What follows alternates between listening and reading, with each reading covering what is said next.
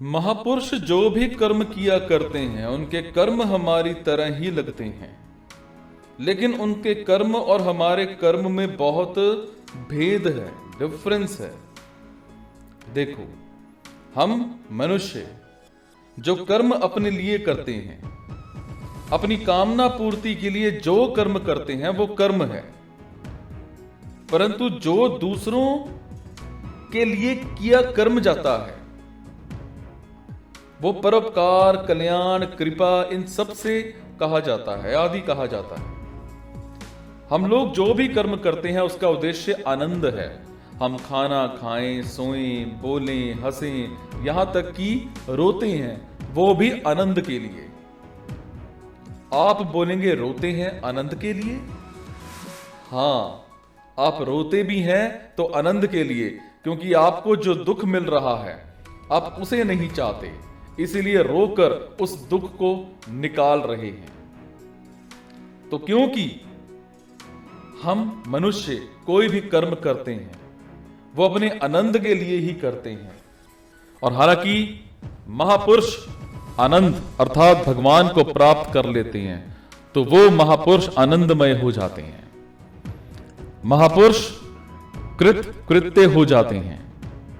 कृत कृत्य का अर्थ करना कर चुके हैं, करना कर चुके हैं, अर्थात महापुरुष को जो करना था आनंद की प्राप्ति वो कर चुके हैं, तो अब उनके लिए कुछ करना शेष नहीं रह जाता। इसीलिए अब आपकी कृपा से मैं कृत कृत्य हो गया। अब मुझे मोह नहीं रह गया, मैं कृत कृत्य हूं, तो भी लोगों पर कृपा करने की इच्छा से अगर शास्त्र अनुसार चलता हूं तो इसमें मेरी क्या हानि है। सो महापुरुष परोपकार कृपा की भावना अपने मन में जागृत करता है, इसलिए क्योंकि उसको मालूम है, उसको पता है कि कभी मैं भी उनकी तरह अशांत और दुखी था।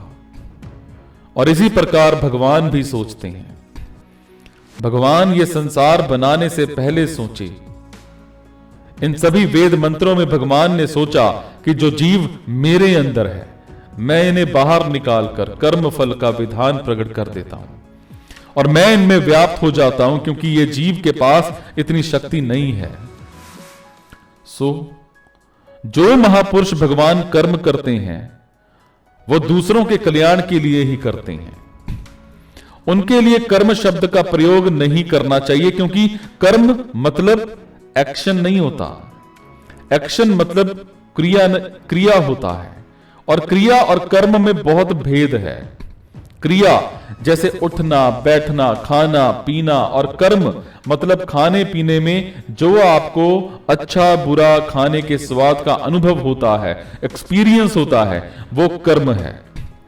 क्योंकि अनुभव मन करता है, और मन ने किसी से राग और द्वेष रखा तो वो कर्म कहलाएगा।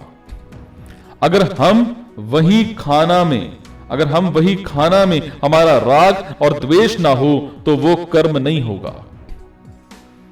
देखिए, अर्जुन ने कितने लोगों की हत्या की, लेकिन भगवान ने उसका फल नहीं दिया, क्योंकि अर्जुन सिर्फ लोगों को मार रहा था, लेकिन उसने अपना मन भगवान में लगाया था, और साथ ही उससे युद्ध से राग और द्वेष भी नहीं था।